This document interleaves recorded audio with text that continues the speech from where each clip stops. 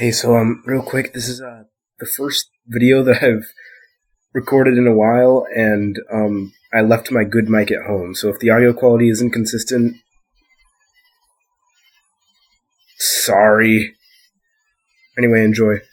I also love how charming this rock that's supposed to look like Koopa Troopa is. It really doesn't, but like, seeing the designers do their best with what the N64 could accomplish will never cease to delight me. Plus, maybe in-universe this wasn't designed as a carving of Koopa Troopa. Maybe they just discovered this island and found this rock that coincidentally vaguely resembled a Koopa, so they named it Koopa Troopa Beach. What is the crucial lore of Mario Kart? I need to know. I am going to figure out and break down the lore of every single Mario Kart game.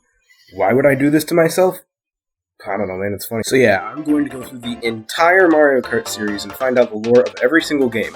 Obviously, trying to do them all in one video would be absolute torture, so I'm going to go game by game and make a separate video for each one.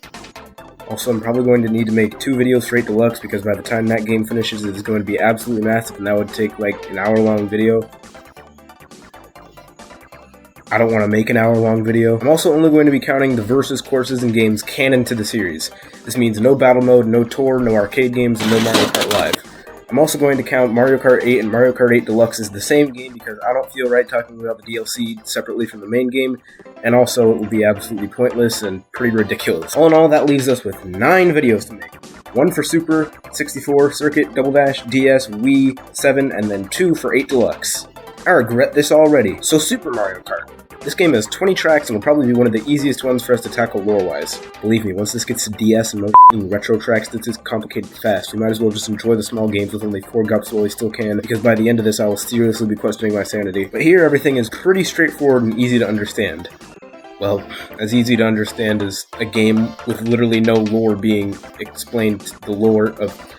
God damn it. As easy as a game with no lore being explained to you like it has lore can be anyway. However, to make it even easier to understand, I'm going to break the parts of the timeline up in the timeline up into ages. That way it'll be I swear to God this video is scripted. That way everything will just be more organized in general. Anyway, yeah, let's just start with the first age, the Space Age. This is probably a good time to mention that all of this is pretty subjective, to be honest. Like, I just put these courses together in a way that I felt like made sense to me, and then just looked for a basic amount of evidence to prove them so. But if you disagree with me, that's fine, as long as you're nice about it.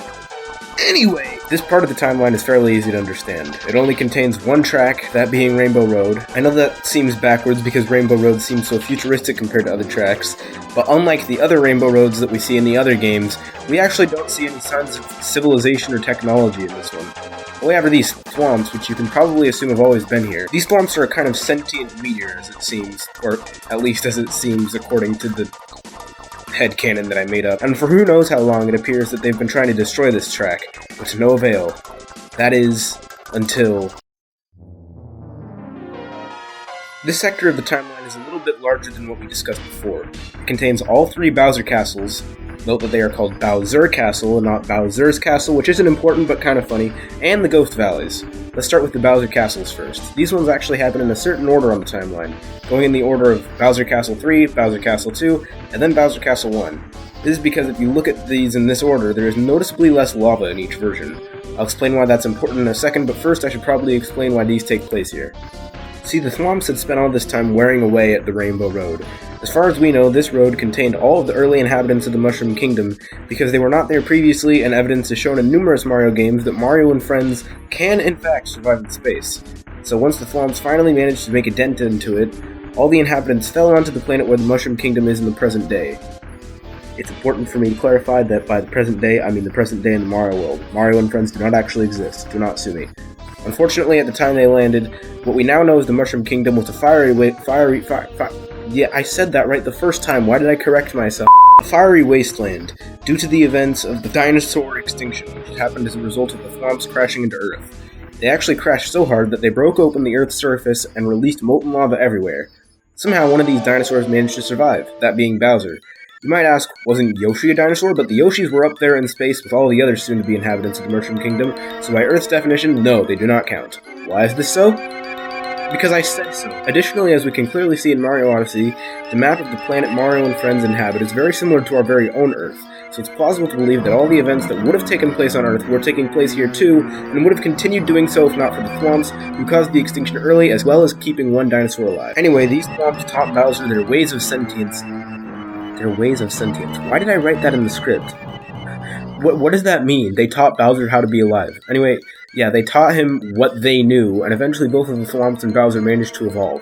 They built architecture, they employed some of the people who had crashed down from space, and eventually built up an army that had basically controlled the world. Before we get to the next part of the timeline, I need to address the Ghost Valleys. See, my personal theory is that these boos were either ghosts of Bowser's brethren, Bowser's brethren, who fell during the extinction, or were victims of Bowser's wrath. Either way, after their deaths, they were sent to these Ghost Valleys as a kind of sanctuary. Thus, these tracks don't happen in any particular order, and are mainly just locations that happen to be existing at this time. Anyway, the reason the lava was getting more scarce with time was due to the fact that it hardened very slowly over time. This was clearly not regular old lava, as it stayed in the liquid form for much longer than the lava that we know does, but eventually it finally hardened, and Bowser's control ended. This brings us to... This section of the timeline contains only 2 tracks, those being the Choco Islands, and is fairly easy to explain. Once the lava hardened, it turned into this dirt. I know it says it's chocolate, but they just named it that because it looks like chocolate. It's dirt. Do not argue with me about this in the comments. This is the one part of the video you cannot try to argue with me about. This is dirt. Choco Islands actually take place on this timeline in reverse chronological order, just like the Bowser Castles. This is because temperatures started getting colder as time went on, and lakes of mud that were very prominent in Choco Island 2 started to freeze over until we got to Choco Island 1, and they continued to freeze over even more until we got to... Haha, funny Ice Age reference. This section of the timeline contains, as you could probably guess, the Vanilla Lakes. Now these actually happen in chronological order, with 1 being first and 2 being second, and they basically happened due to a drastic temperature change which is evident due to the mud drying up in Choco Island 1. However, it didn't last long because already by Vanilla Lake 2, you can notice a huge crack in the ice showcasing that it's definitely warming back up again. Eventually, the entire surface melts, leading us to... I swear I'm almost done. Alright, so this section of the timeline contains the Koopa Beaches, which also happen in chronological order. Koopa Beach 1 is clearly from a time where civilization haven't been reformed yet. There are islands, but they clearly aren't inhabited by anyone except for these fish. However, by the time Koopa Beach 2 rolls around, Mushroom Kingdom inhabitants have clearly found this area and have started building civilization around it. There's also these multicolored blocks which probably washed up from the sea after they came off of the previous tracks. Civilization continued building up this way until we finally reach...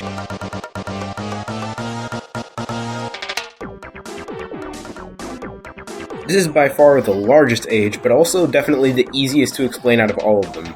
This age contains all of the Donut Plains and all of the Mario circuits. However, just like Ghost Valley, these are not moments in time and are instead just different locations that all happen to exist during this age. As we can see in the background of these tracks, the landscape is a lot more akin to how we know the Mushroom Kingdom to look today, most notable with the oval-shaped hills present in Donut Plains. Additionally, the technology seems to be far more developed. There are actual roads, multicolored blocks meant to line the road, implying there is in fact a traffic system, and far more boost pads and jumps than in all of the other tracks. Bowser Castle and Ghost Valley also had boost pads and jumps, but remember, Bowser built those. For all we know, these could have washed up on Koopa Beach too. Anyway, now that we've covered all of the tracks, there is one last thing I need to address. You might be wondering how Mario and his friends are able to race on these tracks if they take place over thousands and possibly millions of years. That answer is pretty simple, but you'll have to stick with me, because this is gonna seem pretty out of nowhere.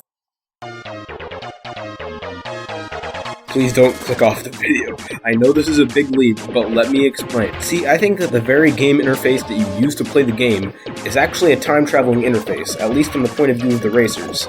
You get to choose a specific moment in time to race it. Additionally, in a lot of the later games, tracks change and evolve throughout the race, such as Grumble Volcano and Mario Kart Wii, but when you load them up, they're exactly the same as when they started. Mario Kart is actually a time-traveling racing game. I rest my case. Okay, time to talk about Mario Kart 64 now. Yay! Oh my god, I can't believe there are still 7 games left of this. Anyway, thank you guys for watching. I don't really know how YouTubers do outros. Like and subscribe if you want to. You could subscribe to my Patreon if I had one. Check out my 2 podcasts that I have with my friends. They're pretty cool. And see in the next one, I guess. This isn't really something I normally do, but I was excited to do this, mainly just because of one offhand joke in Shafe's Mario Kart 64 video. But anyway, yeah, see you guys later.